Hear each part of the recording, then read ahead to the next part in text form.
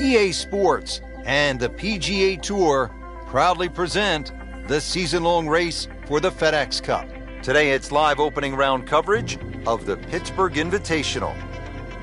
Hello again and welcome. Rich Lerner alongside my friend and colleague Frank Novola. We are back in the state of Pennsylvania getting set to kick off the round here at one of the great golf courses in the world, Oakmont Country Club. Frank, you're very familiar with it because you were right in the mix down the stretch at the 1994 U.S. Open right here at Oakmont. And Rich, it's so good just to be back here. You know, there's so much history in Oakmont. It's been a host to so many prestigious tournaments in our sport, such as the U.S. Amateur, the U.S. Open, the Women's U.S. Open, and the PGA Championship. It's just one of the true gems on the golf landscape.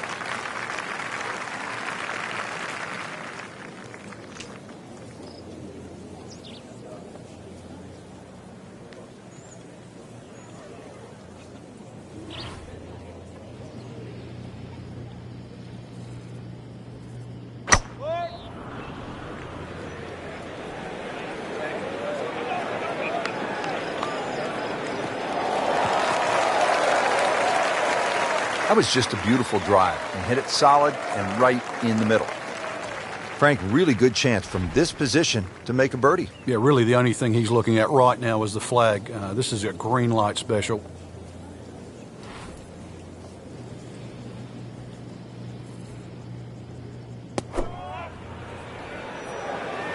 Should be safely on deck. Wow, Frank, he is dialed in. Yeah, that was just some shot on there. Easy birdie.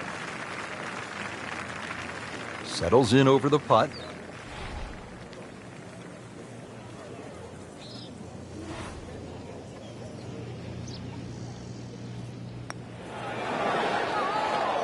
Came to the putt excited to make birdie. Now, settle for par.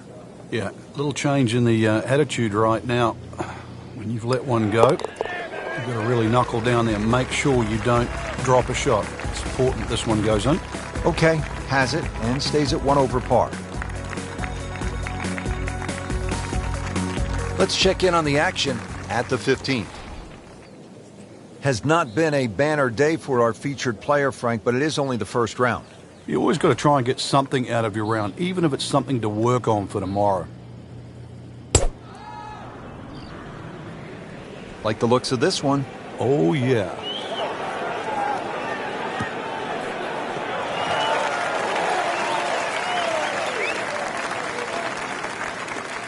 Well, par fours, they're not all the same, Rich, but after that tee shot, I guess you can say this one's going to be easy. That was a beauty right there. Got to be careful here. Downhill, he's got to time it good because your weight's a little bit more on your front foot.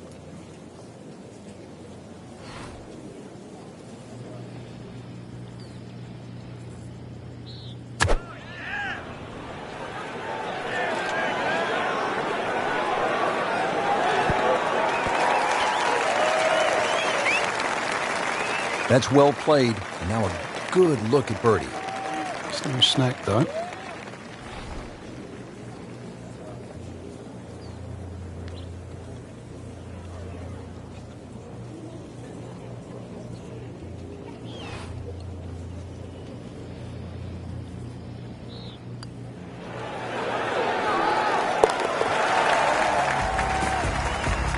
I tell you, he's setting himself up for a good weekend. A former college #1 makes another birdie.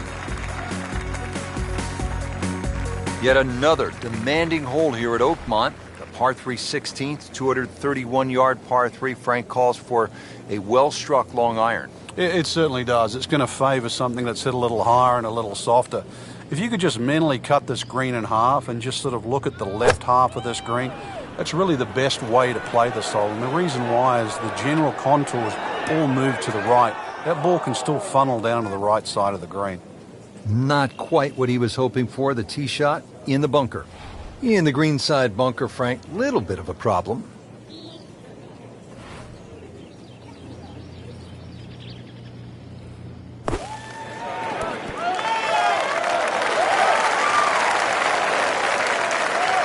Good strike right there, right off the center of the face and about 20 feet away. And getting ready for the putt.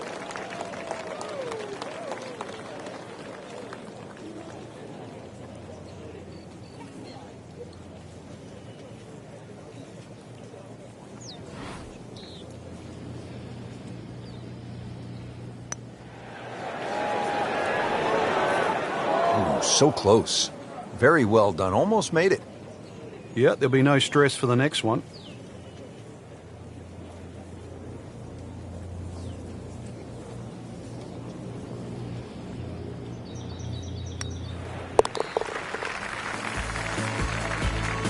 Well, with that drop shot, moves to 1 over for the tournament.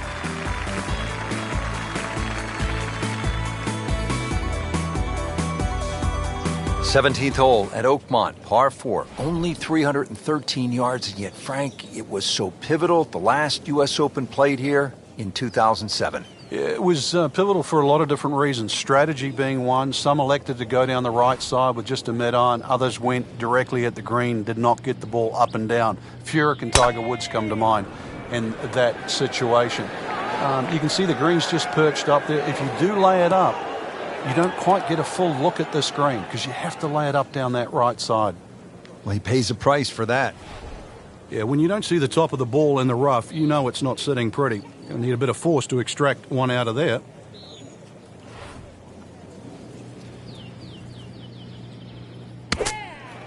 Oh, looked like he caught a flyer right there, Frank. Well, I don't know what he caught, but this is way too much.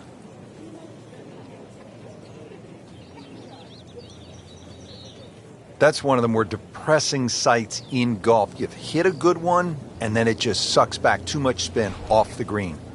Well, bunker play is really about technique and feel. The two greatest ever are probably Gary Player and Seve Ballesteros. Seve actually was so good, he was so skilled, that he could open up a 3-iron, that's right, a 3-iron, on a short bunker shot from a green side bunker and splash it to a couple of feet as if he had just used a 60-degree sandwich. Amazing.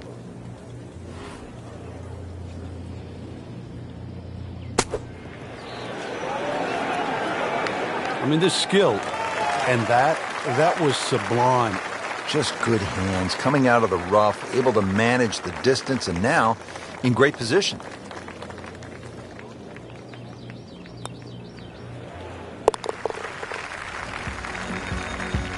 Two over for the day.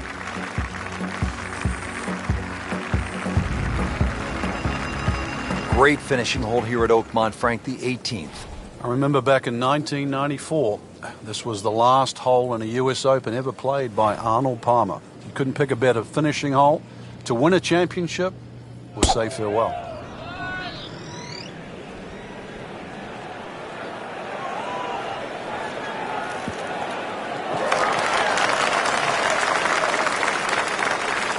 Up with the big boys now, Frank. Well, we saw that previous tee shot go 310. This one's further.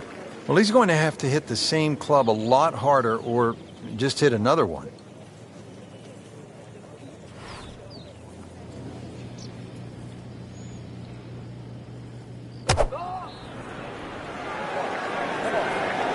Another good swing, and it looks like, Frank, another really good shot. What a nice shot. Right on the green and a pretty easy putt on the way. Really not much to this. The only issue would be a lack of concentration or focus.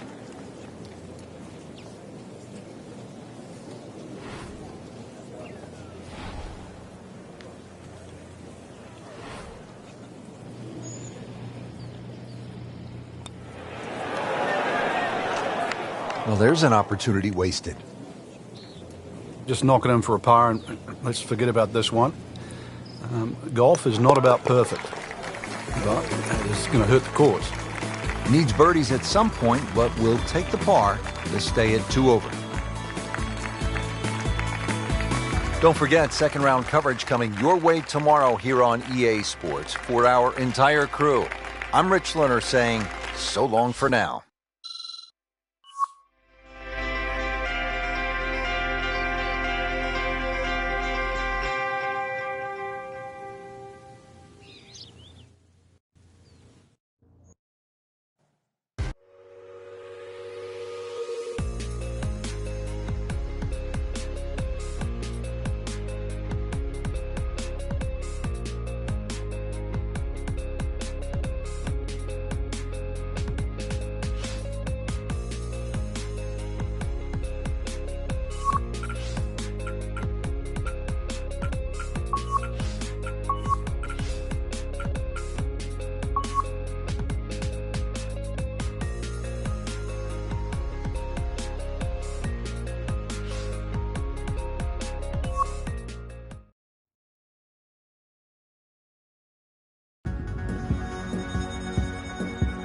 EA Sports and the PGA Tour proudly present the season-long race for the FedEx Cup.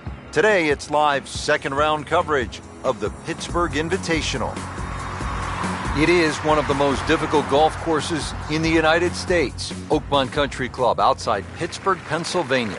Hello again and welcome. Rich Lerner alongside Frank Nobilo, who was a part of that dramatic U.S. Open in 1994 at Oakmont, ultimately won by Ernie Els. Frank, when you think of Oakmont, what comes to mind? The difficulty of the golf course, Rich. I know a lot's changed over the last 20 or so years. A lot of the trees have been removed. But really, that wasn't the story of Oakmont. It's the slick greens, how firm and fast they can be.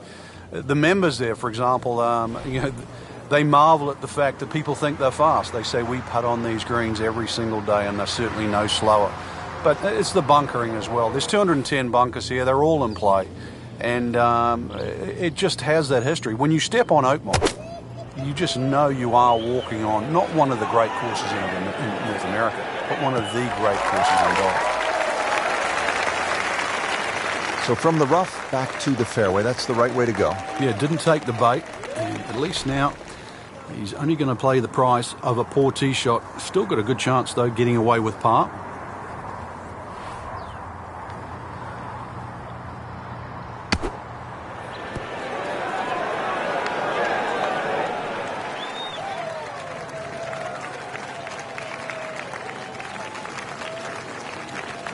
It was almost like that's what he wanted to do, but why would you want it to run over the back? Not in the fairway, but not too bad, just in that first cut.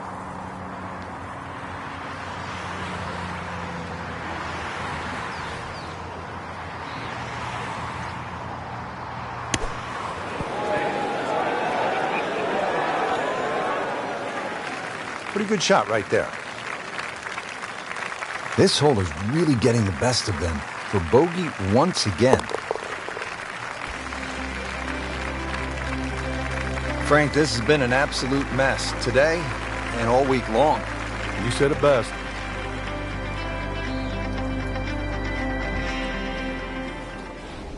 On the tee, ready to go.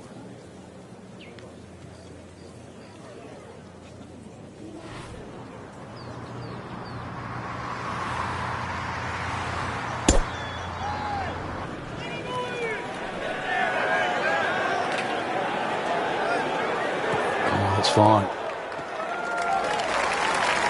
Frank, what's so compelling about rivalries in sports is that athletes need each other if they're going to go to great heights. Joe Frazier needed Muhammad Ali to solidify his legend. Jack Nicklaus probably needed Arnold Palmer to go to a place that he had not been. And I think that's true across the board as we look at rivalries in sports. I think it defines careers, Rich. It's not until those players retire that they realized how important it was to have that foe. So often we're living in the present like we are now with Tiger Woods and Rory McIlroy. And it's not for years to come that we'll realize the sport wouldn't have been the same with one without the other. Wow, almost fell within just a few inches of dropping. Little redemption chance here, had bogey yesterday. Frank, you can see by the reaction, it has been that kind of week. Just a few too many pars. Third hole's a par 4. Again, it's 428 yards. But Frank, we look out to the left and we can see there's nothing quite like the third at Oakmont. Well, the church pews certainly might look beautiful from our point of view, but they really shrink the hole down, or the landing area, because not only the pews on the left side, but a bunch of bunkers on the right. You see the tee shot plays a little downhill, but it funnels in so closely together that more often than not we'll see players hit long irons off the tee here. Set to play the second shot now at the third hole.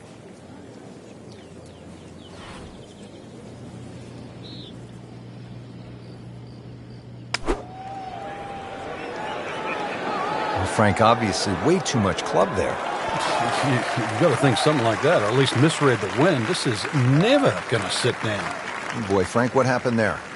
Just in between, Rich. You don't want to come up short. There's no way, you're going to try and be in that situation, but a little too much club and probably a little too anxious too. Tough position.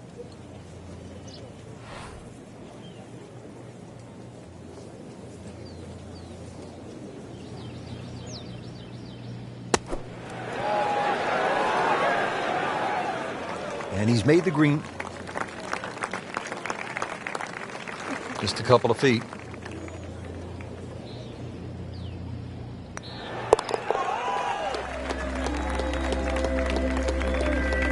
Has his par.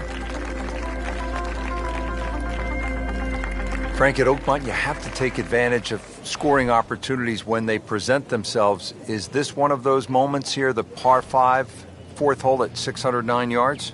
It'll certainly be one of the holes that determine. He's gone for a little extra.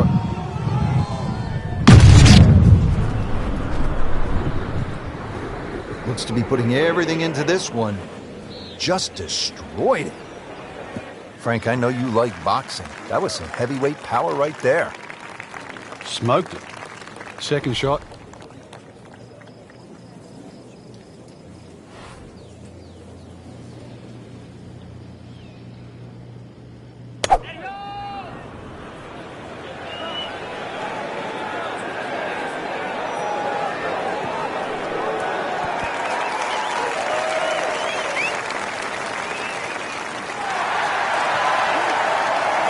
Frank, not close, but not bad either. You can always make the odd 20-footer, and that's exactly how far they are away.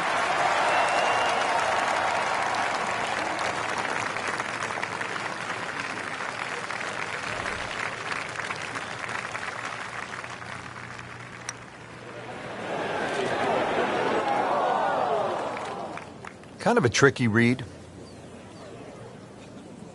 Par yesterday, now for birdie.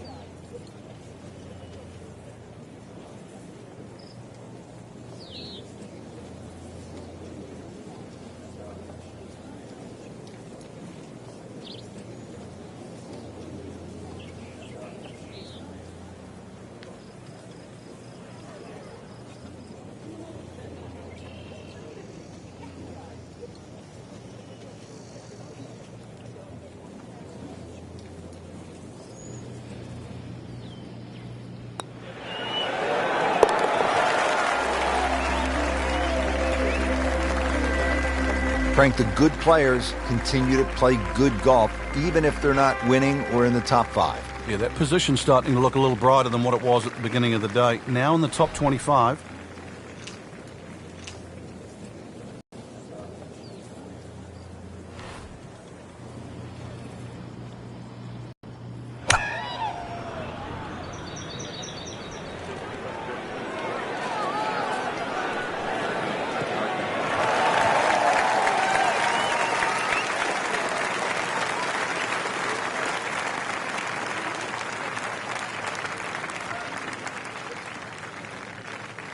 Frank, downhill shot here. Will he have to take it just a little bit easier? Yeah, be careful with the ball position as well. If you play the ball too far forward and try and scoop it, it's not going to work.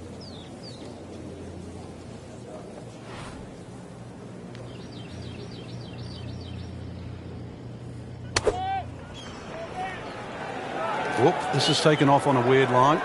And it's going to be in the rough, it looks like. So the second of the par 4 goes begging, and now I'll have to rely on the short game. Yeah, but a short game, as we all know, can redeem a lot of mistakes. Let's see if he does it here.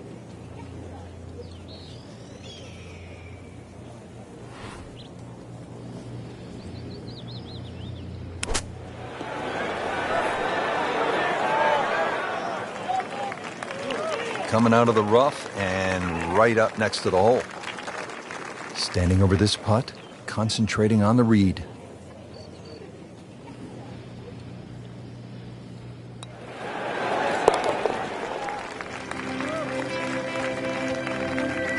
He'll take par and move on. Frank, what's the pros' take on the first par 3 here at Oakmont, the 6th, at just under 200 yards? Oh, it's a real beauty. Very narrow in the front. You can see how it pinches in so close. It starts to widen up, but even to try and carry that bunker on the right side, there's very few players in the world that could hit it that high and manage to stop the ball in that corner. Once again, you're trying to thread it through that avenue at the front of this green. It's a tough par 3. Don't want to miss it right here. No.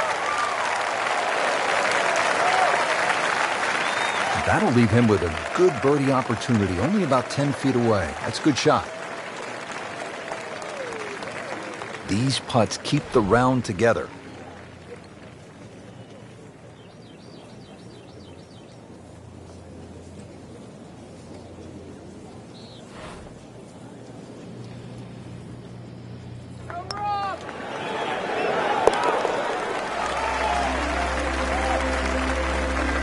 Needs a few more of those. That was a good birdie. Yeah, this time that one gets him in the top 10.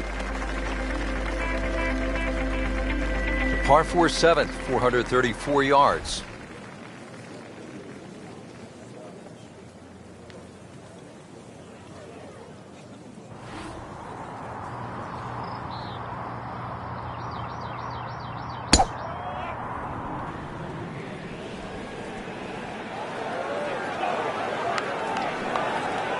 That's a good spot right there.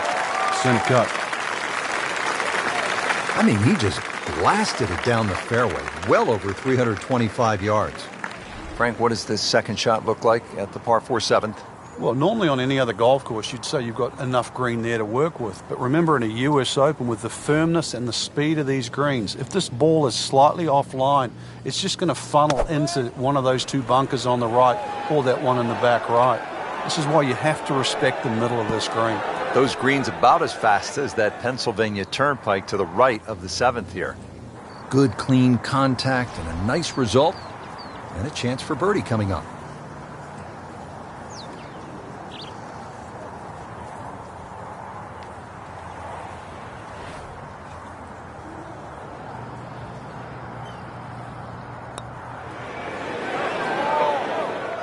Frankie took plenty of time on this birdie putt. He looked at it from 3 different angles. He forgot one very important ingredient. Yeah, pace.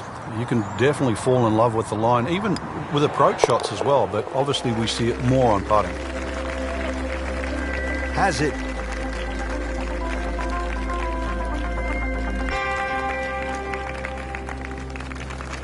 The par 3 8th. This is where Angel Cabrera, Sunday at the U.S. Open in 2007, made a deuce, and it was set up to play at 300 yards on that final day. This is all you want, Frank, in a par 3. Yeah, it was the first 300-yard par 3 ever in a U.S. Open.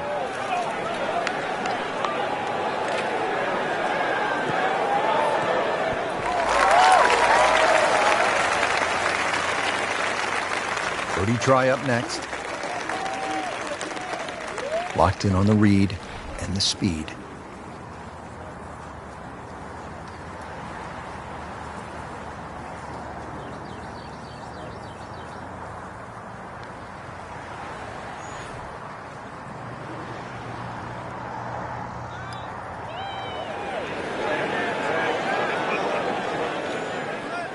You couldn't ask for much more than that, except to make it.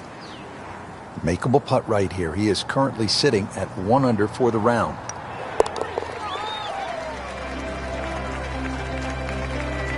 Those keep the round going, those par putts.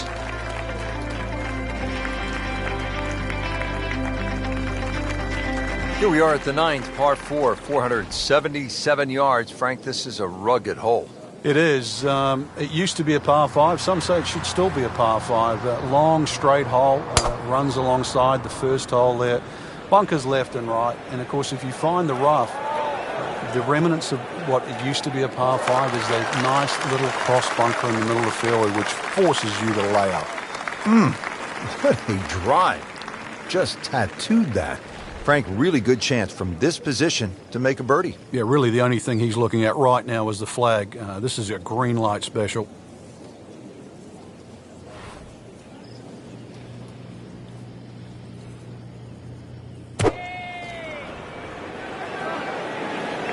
This one looks like it's headed right for the middle of the dance floor, Frank. Rather nice shot, No way! Hold it, Frank. Great picture.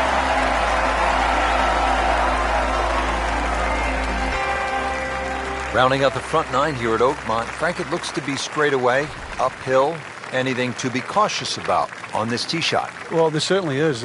Years gone by, this was a par 5 for the US Opens of yesteryear. Par 5 still for the members. And the reason why is it's a little bit uphill, semi-blind tee shot, bunkers left and right, and of course rough if you miss those. This is one of those holes, even though it's a par 4 now, you miss the fairway here, you are not reaching this green into. There's always advantage of hitting it further than most, Rich, and straighter than most. When you put the two together, it's just straight up a head start.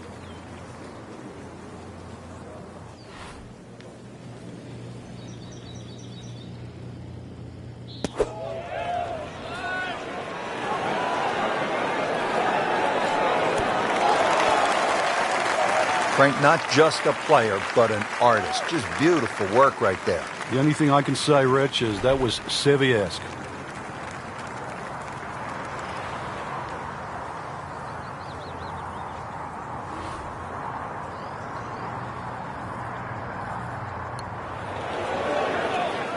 Never quite had enough oomph on that. Yeah, sort of a wishy-washy stroke. So they'll tap in.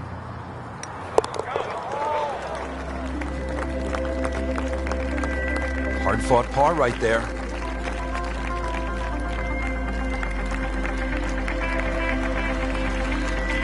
Moving on to the 11th hole here at Oakmont. Par 4, 379 yards.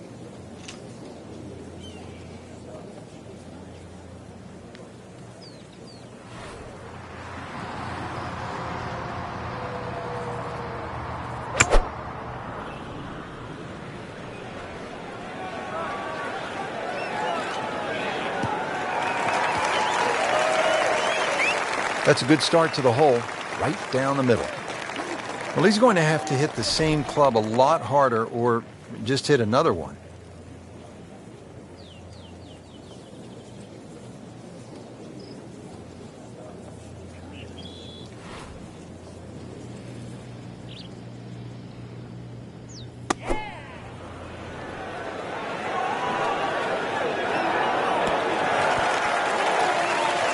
Early part of this back nine and a good approach shot. Now we'll have this for birdie. See if he can go one better than yesterday when he made par. This putt for birdie.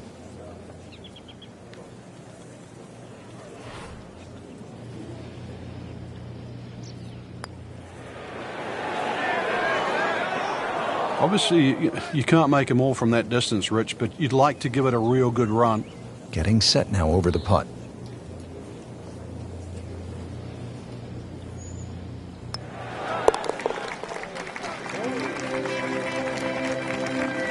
And he makes it for par.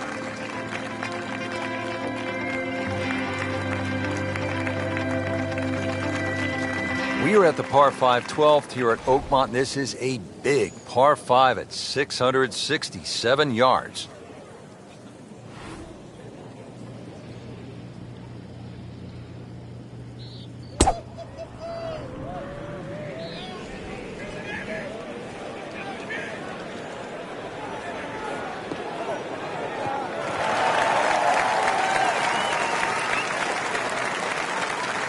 Excellent start off the tee. That's a great way to begin this hole.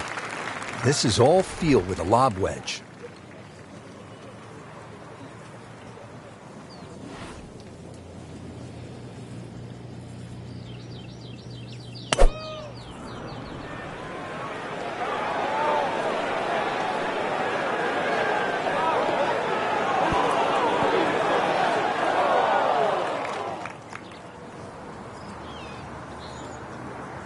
Into the tall cabbage. That ball is swallowed up.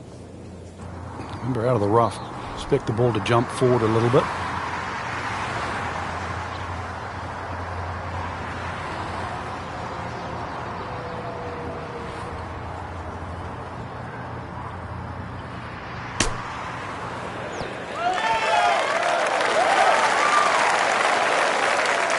Frank, how good was that just to get it on the green? Well, from that shot there, you would have thought for sure that there was no chance he had of finding the green. That was some shot.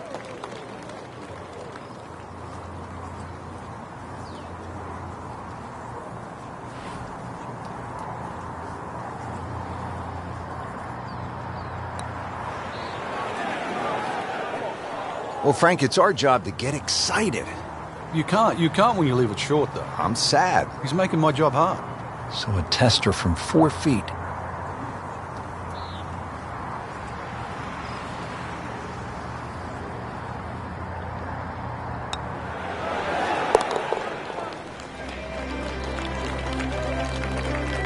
He's made it.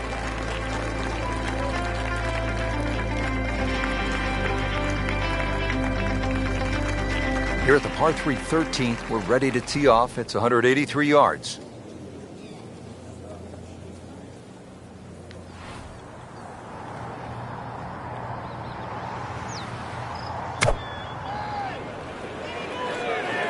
Headed for the bunker? Just a bit offline and into the bunker. Frank missed the green off the tee.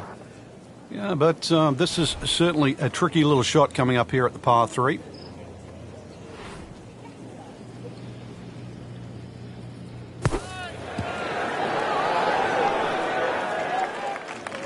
That was not an easy bunker shot. He made it look so easy. Really good composure. That bunker was not going to mess up his plans here.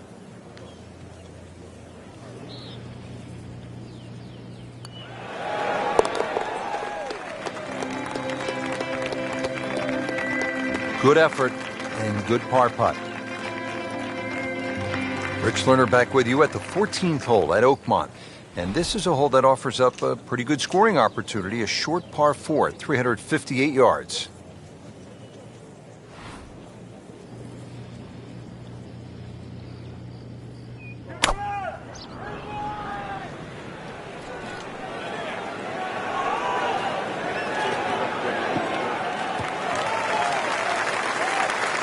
Always so nice, Frank, when that gleaming white golf ball is sitting up on those emerald fairways, the way this one is.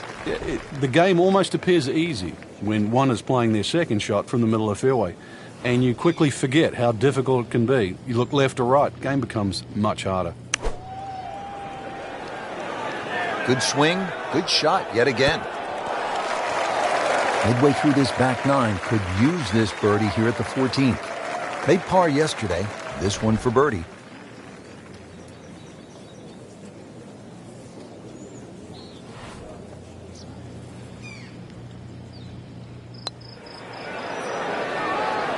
Oh my gosh, that hurts. Now a putt for par. Been pretty good all day from this distance, just trying to take care of business.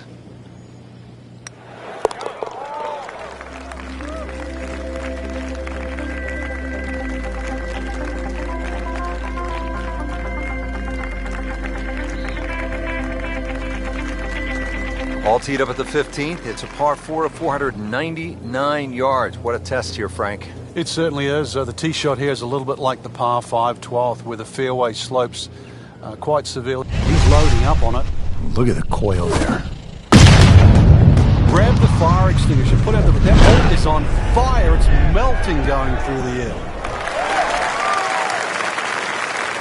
Frank, I mean, he put the thumb down on that one. And kept it going, too. To mash that down like that, that's the air time, the hang time he got out.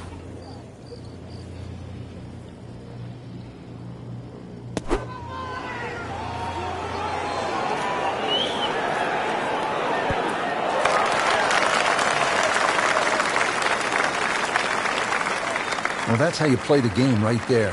Knock it on the green and give yourself a good look at birdie. Really. This is an awkward length.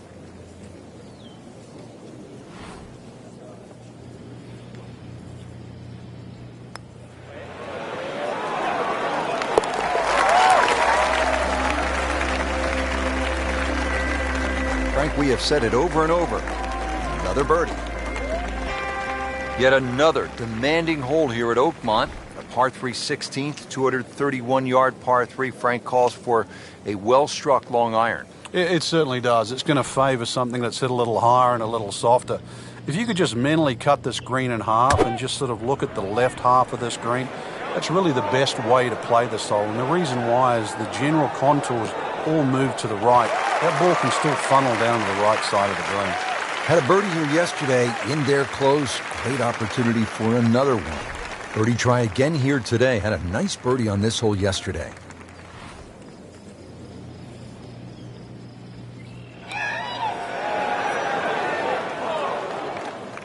Good try, just didn't quite read the break, Frank.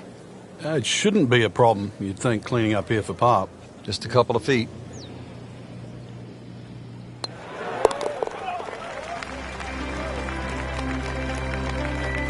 in for par.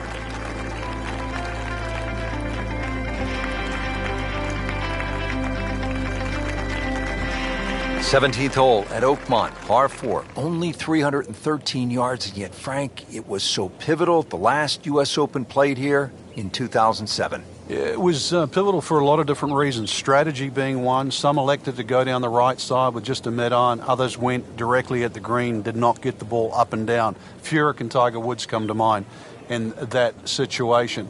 You can see the green's just perched up there. If you do lay it up, you don't quite get a full look at this green because you have to lay it up down that right side.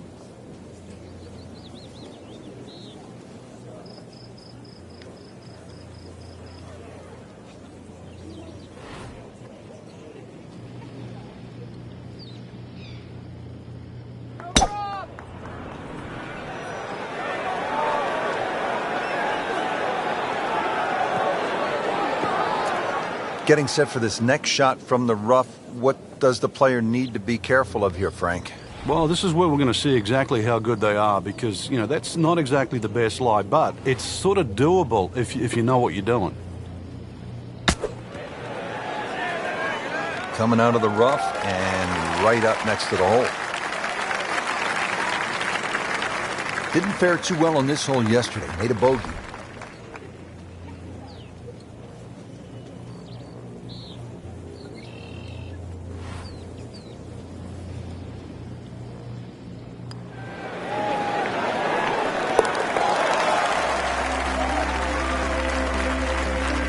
Has the birdie to move to 3 under par for the championship. Great finishing hole here at Oakmont, Frank, the 18th.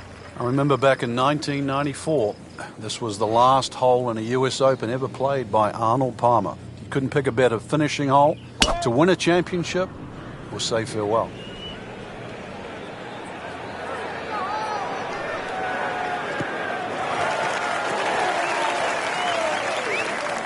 He just blasted that one down the fairway, out there about 325 yards. Frank, this is a position where a player is absolutely licking his chops here. Good chance to make a birdie. Yeah, this is when this game just looks like fun. Bunkers don't seem to be in play. The only thing you're really looking at right now is just the flag.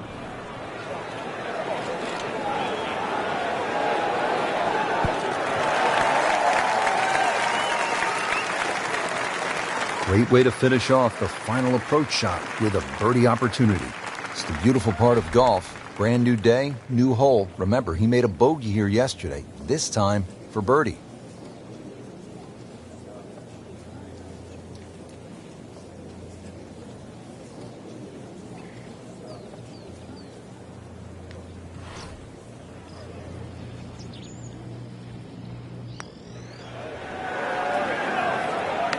When you consider the length of that putt, it was a good putt.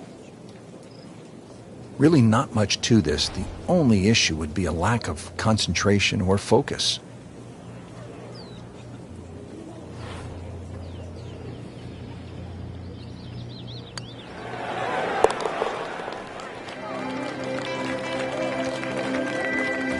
Just an amazing display. The records continue to fall. There you have it. The second round is complete. Another solid effort put together, and it shows on the scorecard.